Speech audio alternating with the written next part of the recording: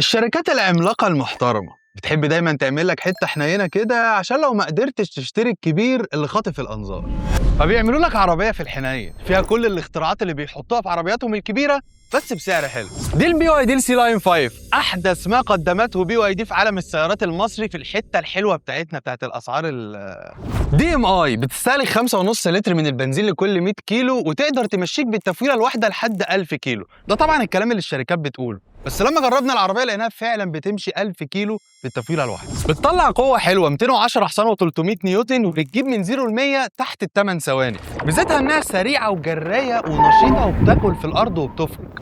وده ليه؟ لان هي في الاساس عربيه كهرباء، فالقوة الكبيرة دي انت بتاخدها من اول دوسة. البطارية في العربية دي هي البليد باتري، البطارية اللي اتكلمنا عنها قبل كده كتير واللي العالم كله بيحكي ويتحكى عنها. الشحنة الواحدة في العربية دي تقدر تمشيك 120 كيلو بشحنة واحدة بس.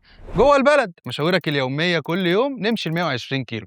حطينا بقى البنزين نمشي ال 1000 كيلو مرتاح. الشركات بقى في الحتة الحنينة ام سعر حلو دي بتحب ترخم وتشيلك حاجة ويجوا عليك، وغالبا بيجوا في وسائل الامان. لا بس على مين يا معلم؟ دي بي واي دي. بي واي دي حاطه لك ال6 ايرباج والاداس وكاميرات 360 وانذارات وتحذيرات طوارئ بتشتغل في اوقات عمر دماغك ما هتستوعب هي ازاي العربيه دي بتعمل كده في السعر ده، وده اللي هتكلم عنه بالتفصيل في الريفيو الكبير.